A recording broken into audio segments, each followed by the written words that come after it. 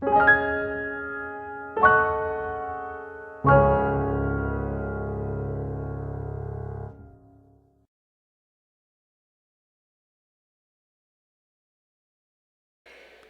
오늘도 인사합니다. 성령님은 오늘도 우리에게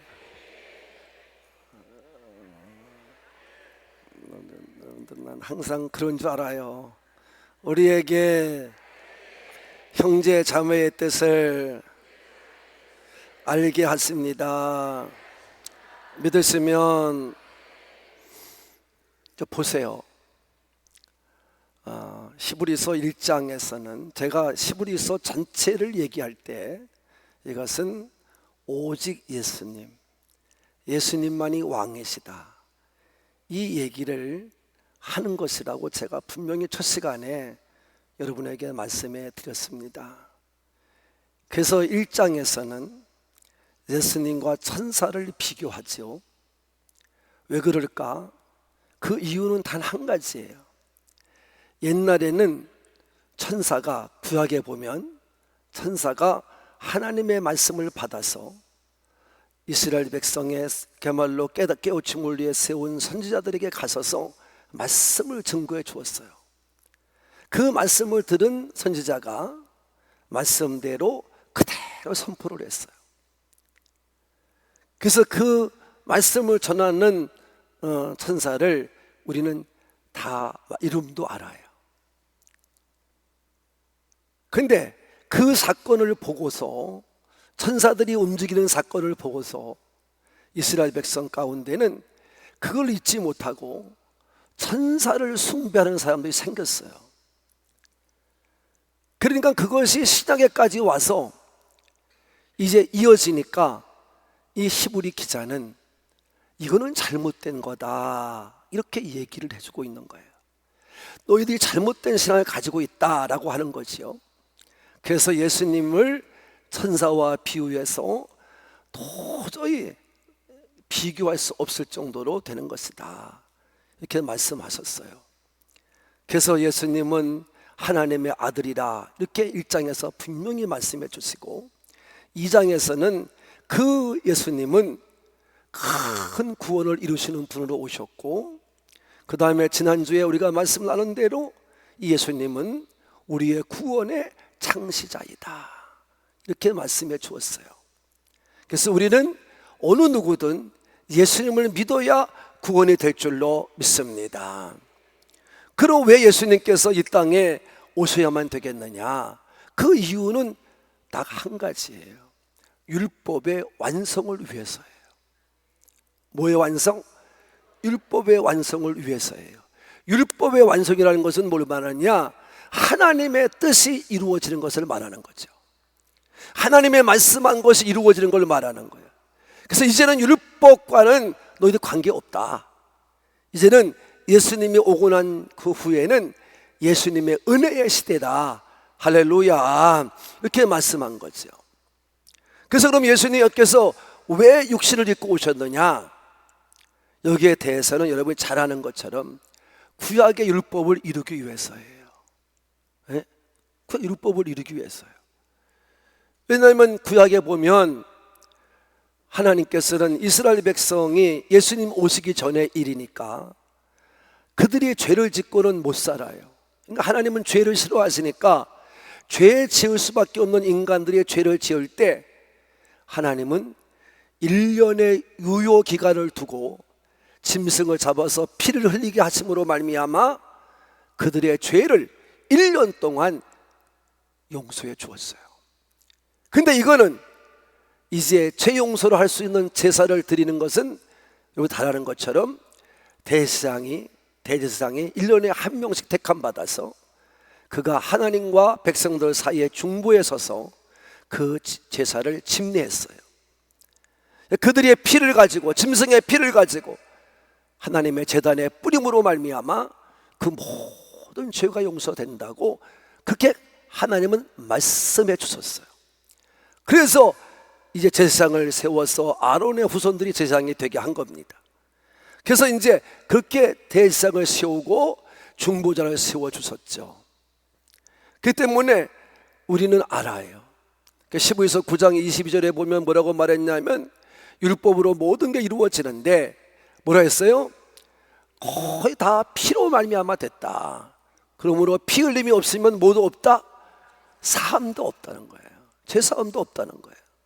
이렇게 말씀해 준 거예요. 그래서 오늘도 예수님이 우리를 위해서 죽어주시려면 예수님은 죄가 없으셔야 되거든요. 왜? 모든 사람의 죄를 단번에 없애야 하시고 구원의 길을 열기 위해서는 예수님 자신이 죄가 없으셔야 돼. 그래서 그 길은 하나밖에 없어요. 하나님이신, 오직 한 분이신 하나님이 육신을 입고 오셔야 돼요. 그 육신을 입고 오신 분이 누구시냐? 예수 그리스도이십니다. 그래서 우리는 그분을 믿음으로 말미암아 뭘 믿느냐? 그분의 십자가에 달려서 피 흘려 죽으심을 믿음으로 말미암아 우리는 구원을 받는 자가 된 줄로 믿습니다. 그래서 예수님은 이 땅에 오셔서 죽어주시고 우리를 구원하기 위해서 고난도 이겨내시고 십자가를 이겨내시고 죽음도 이겨내시고 그래서 승천하 계셔서 지금도 우리의 구원을 위해 하나님 우편에서 지금도 계속해서 기도하고 계시는 줄로 믿습니다.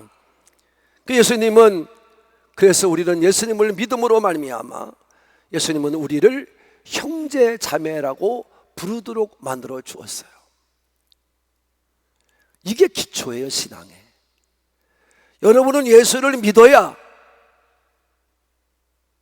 교회에 나오는 게 아니라 예수님을 믿어야 예수님 안에서 우리 모든 여기 모인 성도들이 형제가 되고 자매가 되는 줄로 믿습니다. 이걸 말씀해 주고 있는 것입니다. 근데 예수님은 이렇게 말씀하세요. 오늘 그 형제자매 되는 거, 내가 형제가 되고 자매가 된 것을, 신목사가 형제가 되고 장모가 된 것을 예수님은 부끄럽게 생각하지 않는다는 거예요. 할렐루야.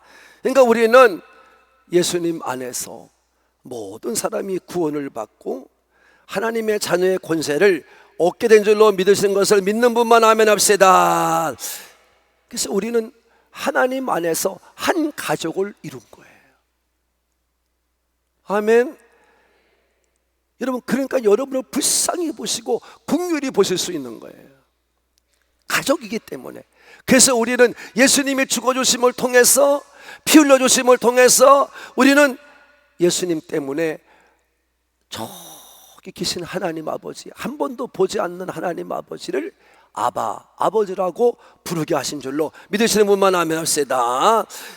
그래서 우리는 하나님의 자녀, 하나님의 아들들이 되게 하셔서 그리스도에 함께 하나님의 유업, 하나님의 축복, 하나님 부으시는 놀라운 역사를 다 받으며 누리며 살게 된 줄로 믿습니다. 그래서 우리는요, 결국 뭐냐?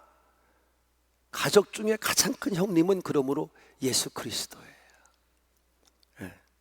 그러니까 예수 그리스도 큰 형님을 한 분 잘 듬으로 말미암아 우리는 모두가 다 구원을 받는 축복된 성도가 된 줄로 믿으시는 분만, 이게 믿어져야 되는 거예요. 이게 믿어지지 않으니까 그 다음 단계를 가지 못해요. 이게 믿어져야만이 그 다음 단계를 갈 수 있다고.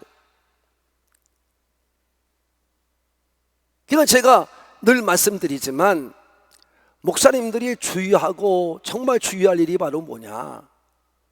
하나님의 이름을 팔아서 사기꾼과도 같이 교회 아무나 오세요, 교회 오면 구원받고 교회 오면 복을 받고, 여러분 이게 얼마나 잘못된 언어인지를 우리는 깨달아야 된다 이 말이에요. 그게 아니에요. 아무리 몇십 년을 교회에 나와도 예수의 이름을 믿지 않고 예수가 나를 위해서 정말 피 흘려 돌아가신 분을 믿지 않으면 nothing, 아무것도 아니에요. 여러분 그냥 저 세상이 믿는 종교와도 같이 종교인으로 기독교를 바라보는 것뿐이죠. 우리는 종교인이 아니라 신앙인인 줄로 믿으시면 아멘 합시다. 깨달아야 되거든요. 그래서 우리 하나님은 우리를 하나님 아버지를 한 아버지로 모시고 예수님을 통해서 구원받은 자녀들이 한 가정을 만들어 그 가정의 대표적인 기관이 이 교회라는 것입니다. 그래서 교회를 예수님의 몸이라고까지 비유했던 거예요, 바울은. 그래서 오늘도 다윗의 입을 통해서 이사야 선지자 입을 통해서 분명하게 말하기를 우리는 그분의 이름을 높여야 되고 그분의 이름을 선포해야 되고 그분을 의지하고 믿어야 되고 그분의 이름을 찬양해야 된다고 오늘도 말씀하고 계신 줄로 믿으시면 아멘 합시다. 그게 그 다음 절에 나오는 거예요. 그래서 우리가 정말 어떤 일이 있어도 믿음 안에서 더욱 주님만을 의지하고 열심히 살아서 오직 예수님 앞에서 모두가 하나님의 자녀로 형제 자매가 된 것을 믿고 견고하게 서가는 우리의 믿음이 되어서 세상과 싸워서 세상과 담대하게 대항하면서 함께 살아가는 자가 되어야 될 줄로 믿습니다. 근데 예수님이 한 가지 부탁만 하셨어요, 이 땅에 계시면서. 그건 바로 뭐냐 하면 얘들아 너희들은 나를 부끄럽게 만들지 말아라. 내가 너희들을 부끄러운 자라고 말하지 않게 해달라. 이 얘기만 하셨어요. 오늘 분명히 예수님께서는 예수님이 우리를 형제 자매라고 부르는 걸 부끄럽게 여기지 않는다 그랬는데 그런 사람이 있다는 거예요. 부끄럽게 만드는 사람이 있다는 거예요. 누구예요? 마가복음 8장 38절을 읽어봅시다. 시작.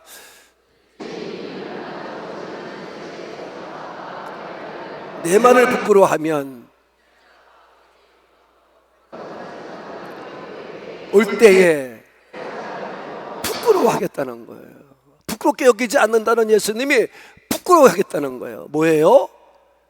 이 세상을 살아갈 때 예수님은 분명히 말해요. 음란하고 죄 많은 세상이다. 음란하고 죄 많은 세상이야. 우리가 믿음을 벗어나서 음란이라는 것은 남녀가 관계를 잘못 가지고 사는 것이 음란하고 생각하지만 여기서 말씀에서 말씀은 음란은 뭡니까? 영적 간음을 말하는 거죠. 하나님을 하나님으로 믿지 않는 거예요. 한 발은 세상에 두고 한 발은 교회에 나오고 이게 영적 간음이에요. 이런 자, 이게 세상은 죄가 많기 때문에 이 음란하기 때문에 우리 이렇게 만들어 가요. 그래서 하나님의 말씀을 부끄럽게 생각을 해요. 여러분, 부끄럽게 만들면 안 돼요.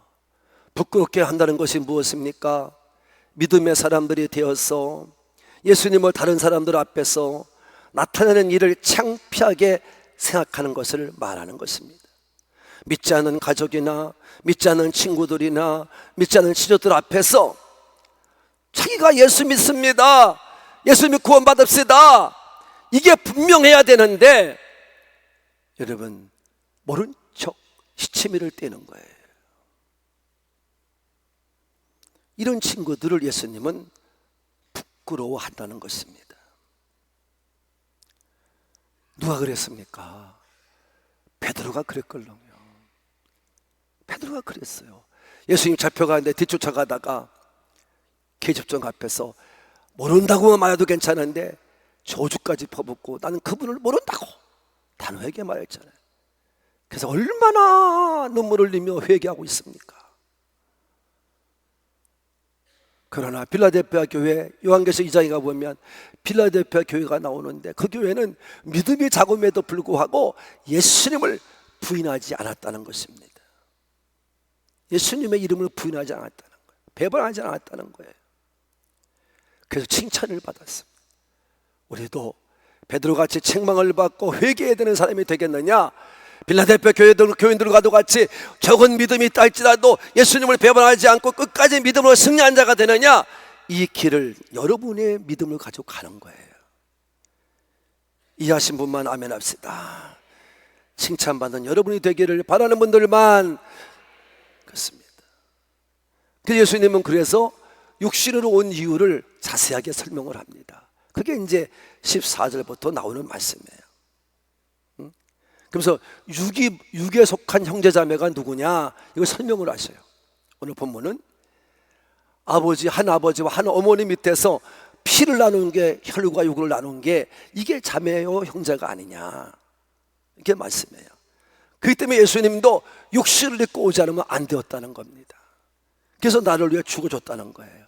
그 예수님의 피를 통해서 우리는 구원받는 자가 되고, 그걸 믿는 자가 구원받는 자가 되고 하나님의 자녀가 된다는 것입니다. 그래서 하나님만의 한 가족이 됐다는 거예요.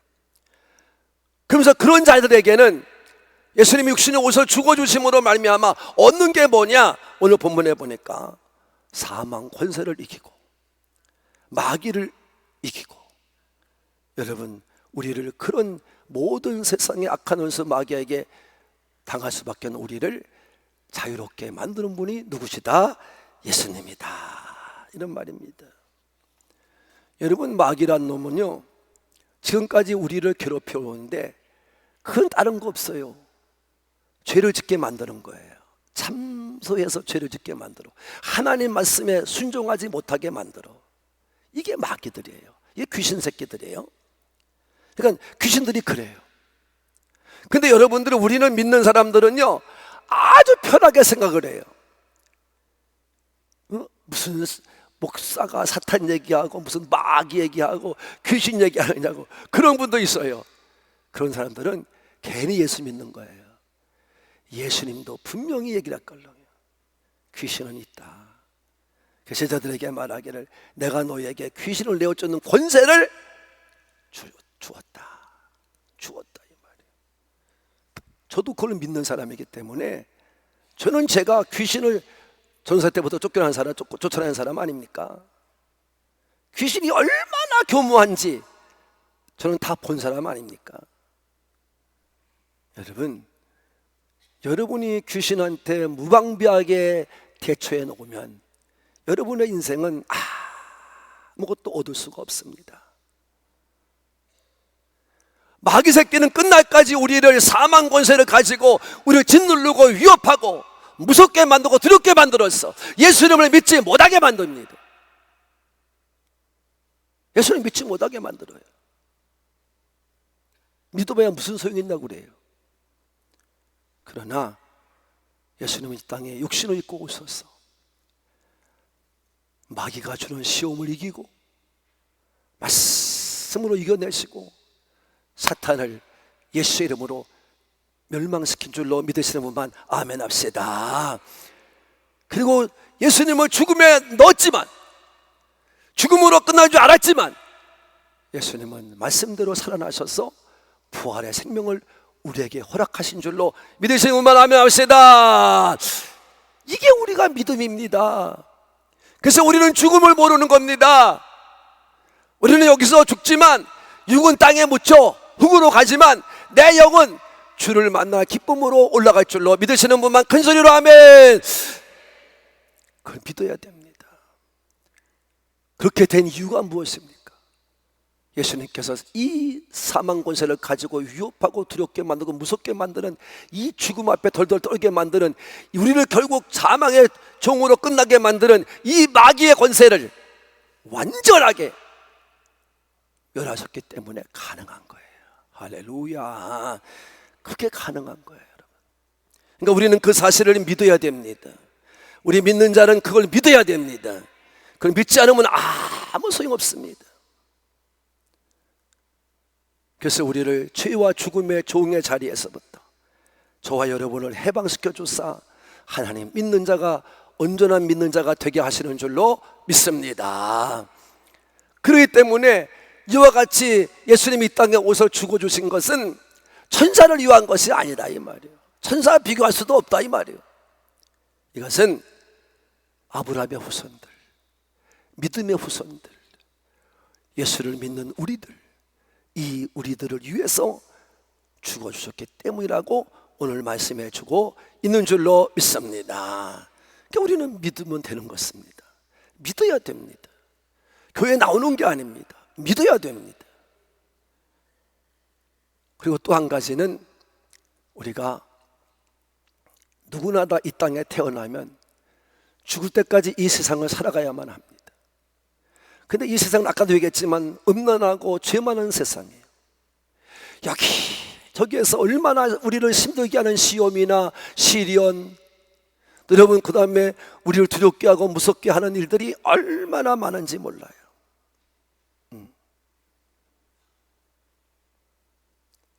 그래서 이것을 친히 감당해 주심으로 말미암아 너희도 이길 수 있어 라고 말씀하고 계시는 겁니다.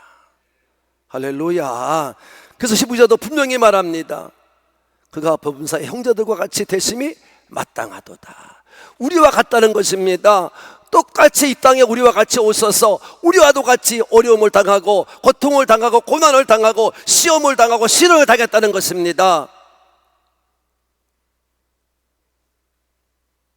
그것이 예수님이십니다.